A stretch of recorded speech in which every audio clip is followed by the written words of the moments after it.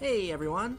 I apologize for delay with some recent videos as of late, as I've been very busy with a move on my end, but I still wanted to at least give a few shout-outs to a couple of movies I've seen over the past couple of weeks. So let's not waste too much time and get started on talking about them.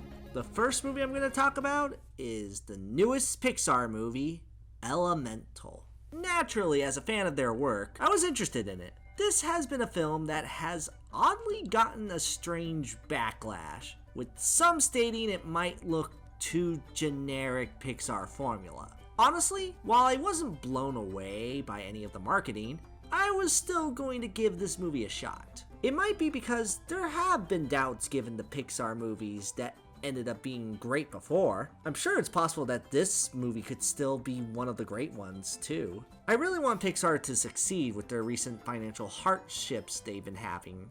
So I was rooting for this movie to be good in the mix of all the backlash. I will say this, after seeing Elemental, I would say that there is definitely a great, maybe even excellent Pixar movie in here. Yet it does have a few setbacks that makes it just simply really good. As far as Pixar movies go, this does have the makings of a good one, while sticking to the Pixar formula. A story about two unlikely heroes with some high concept, except this time around, it's more of a love story within a world of personified elements. On initial expectation, this is a strange concept to go by. This is a world about elements living amongst one another. Yet it has a similar issue to the Cars movies, where it ends up having more questions than answers, and not always in a good way. In this particular case, it just so happens to be that the entire world is just filled with these elements personified. It doesn't have a backdrop like how Inside Out has "this is how something we know works." Like, we don't see the elements control the real world. It's just a world of elemental people. To an extent, you really have to wonder how viable this world can be. This movie does have some of those questions, and it doesn't always work. However, it does have a few aspects to it that do end up heightening this premise to make it a fairly well executed concept. For one thing, as far as animation goes, this is a very ambitious way of utilizing the medium of CGI to create this unique world. Unlike Cars, where it looked rather plain, there is a lot of creativity to be seen here in terms of designs and how this world looks from an animation perspective, utilizing so many different types of effects, with water and fire being a constant, and it looks really well put together. You can assume the amount of hours it probably took to get this world fully rendered, as the effort to these visuals are shown throughout this movie's entire runtime. All attached to a pretty good score by Thomas Newman that sounds very much in line with his previous work for Pixar and fits this very surreal world quite well. Though more so than aesthetic, what actually did keep me through this movie fairly well was the core story. Its plot mostly centers around Ember, the main fire girl, helping her father run a shop after her parents moved to this elemental city for new opportunities. Right off the bat, there's a bit of an allegory here for growing up as part of an immigrant family, and learning how to live in the environment that is new to your family as well. This is actually the aspect of the story I like the most, because I think they do a good job portraying the kinds of struggles a family like this would have to deal with, that makes this feel very much a personal story. The character, Ember, I found to be quite good, as I was able to get behind her whole journey of self-discovery and how it pertains to her father, who she really has a sweet dynamic with. Her story is quite relatable, especially if you've been in a situation where you have to work a customer service job. It's a great setup, and I think the film consistently manages to make this aspect of the story engaging. But it's not just all that. We also get a love story, which has been the main appeal of this film, as she ends up meeting Wade, who helps her out on this journey, and they form a bond of their own. This element, no pun intended, of the film's story, I ultimately think is cute, but it's not without a couple of things that make it not as interesting as Ember's story on her own. Part of the reason is that it still relies on buying this premise of these elements trying to mix in, which, yeah, that can be a bit hard, as most cases, it's not really easy to have fire and water mixed together without, well, either of them getting destroyed in the process.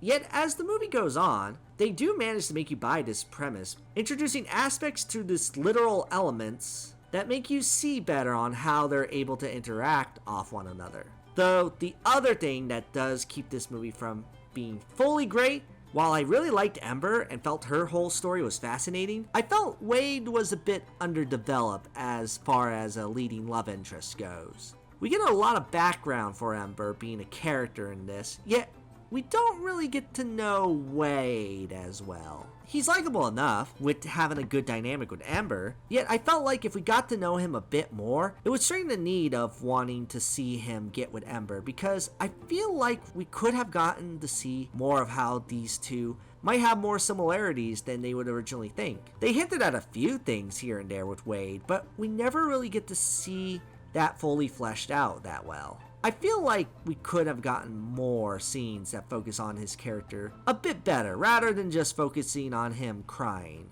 which... Been punched in the face with beauty cord? Yeah, that's a joke that gets a little old after a while. I swear, this motherfucker cries more in this movie than Sadness from Inside Out, a character whose whole purpose is that she cries all the time.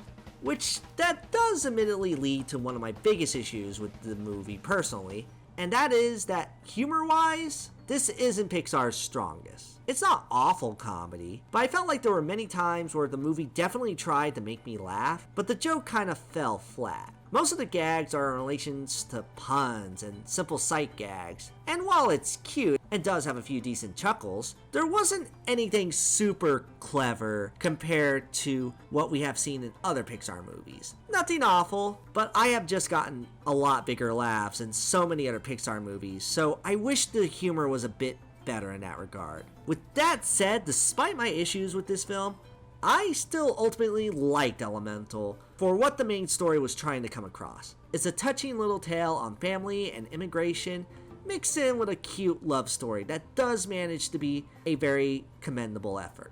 They definitely have been better, but I don't see this being something that's making Pixar go massively downhill.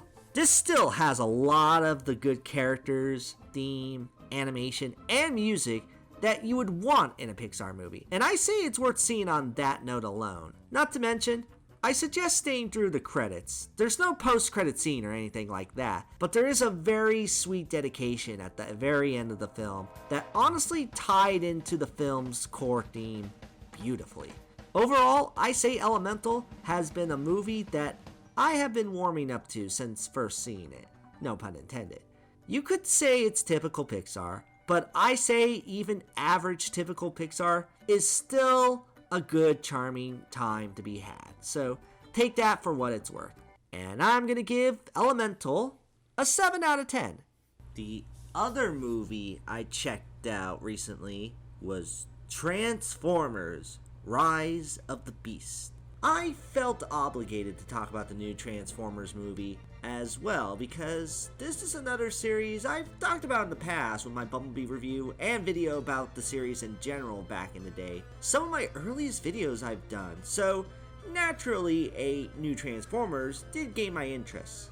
I mean, you already kicked off Michael Bay on these movies, there's nowhere to go than up from here. This new one seemed to have some potential, being another fun Transformers movie, with this time the main appeal being the Beast Wars tie-in to it, which it might not be an aspect of Transformers I'm super into, but I'm still willing to give it a shot. So, how is Rise of the Beast being the first full Transformers movie with the full cast in quite some time? Well, good news! As it stands, Transformers: Rise of the Beast just managed to receive the high honor of being the third best Transformers movie, only behind Bumblebee in the 1986 animated movie, which I guess not too hard admittedly. That's not to say that Rise of the Beast is outstanding, but as far as blockbusters go, and as far as Transformers movies go, it does exactly what it needs to do. It managed to be a fun-filled, special effects-driven blockbuster that ties into an older franchise, but they actually do a good job making it feel authentic to this franchise. This is a series all about Autobots waging their battle to destroy the evil forces of the Decepticons, and this is basically about that. It's not too deep in terms of story, but what makes it work is that the film does manage to have a lot more likability to it compared to what Michael Bay did prior. This is still a big action movie fixated on effects, which are still really good by the way, but unlike the Michael Bay movies, there's a lot more care to making this not feel like a bunch of nonsense. For one thing, we actually get more of a focus on the Transformers. More of them here actually feel like characters, and while maybe not the most in-depth, they do work off of each other really well, and show a lot more personality in this movie compared to what was seen prior. They're also designed better, looking more like their G1 counterparts, and the voice work for all of them is still great too, with a lot of good names attached to these characters. Plus, when is it not awesome to hear Peter Cullen as Optimus Prime? Let them come. It makes this feel more like a Transformers movie. There is a human element in this, but it's a lot better here than it has any right to be. I like the main lead played by Anthony Ramos because he actually had more of a relatable struggle in terms of how he ends up getting involved with the story. His whole backstory of trying to help out his brother who has a disability was actually kind of sweet. The actor does a fine job as well, being a fun counterpart with the other Transformers. I say not quite as good as Charlie from Bumblebee, but leagues ahead of Shia LaBeouf. In fact, in regards to this movie, his character is of Latino background, but it's another element that makes this indefinitely more watchable than any of the Michael Bay movies, as they do dive into stuff relating to his race, but it never felt insulting like how a Bay movie would usually tackle race relationships, by making it just, What are we gonna do with this shrimp taco? stereotypes galore. Like, they go to Peru in this movie, and not a single moment did they felt the need to insult the culture, and what we do see of it here is actually fairly represented. Plus, I wanted to mention that here because as someone who does have a Peruvian background in his family and been to the country itself, it was actually nice to see Peru represented in film, especially one like this about Transformers. Also, this movie just managed to do way more, and one of the biggest things being something I've wanted to see in a Transformers movie for years now. Michael Bay thinks he's so great, but this dude got no balls. Seriously, the one character he could have added in these movies and make him awesome was the main villain of the original Transformers movie, Unicron. This character is awesome, by the way. A giant planet who eats other planets that is not only a Transformer, but has the voice of Citizen Kane. I am Unicron. You just had to include him in the series, but for whatever reason, Michael Bay never did. What the hell? You call yourself a director, Michael Bay? Where is my damn Unicron? Oh, wait, he's in this movie. And he looks pretty damn cool. Holy crap. Thank you, Stephen Caple Jr. You did what Michael Bay could have never done. In fact, this movie in general does have some good nods to the series. Though, one downside is that the Beast Wars stuff is kinda underplayed compared to what the movie might seem like it would be from the marketing. Like, it still feels more fixated on original Transformers, with some of the ones from Beast Wars taking a bit of a back seat through most of the movie. It was cool to see these more animal-like characters, and even voiced fairly well by Ron Perlman, and even Michelle Yeoh of all people, fresh off her Oscar win. Plus, the movie itself isn't the most deep or original. It's just a straightforward action film, but one that I do think serves as a good Transformers movie, that will be worth your time as a fan. My only other gripe is that there is kind of a post-credit scene that does go on a bit longer than needed. Like, the movie literally feels like it's about to end 5 minutes prior, but then we get a setup for another potential movie. I'll say that the franchise they do set up in this movie is a little unexpected, despite having some ties with the Transformers in general. I won't say what it is, but just know that you might be excited if you're also a fan of this element too. If you know, you know. Especially with knowing being half the battle. That's your only hint, by the way. All around, I had a good time with Transformers Rise of the Beast. It serves its function as a big, fun blockbuster very well, and if you're a Transformers fan, I recommend it. I'm glad we're at a point I can say another Transformers movie is better than a Michael Bay one. So take that for what it's worth. And I'm going to give Transformers Rise of the Beast a 7 out of 10. So yeah, those were my thoughts on Elemental and Transformers Rise of the Beast.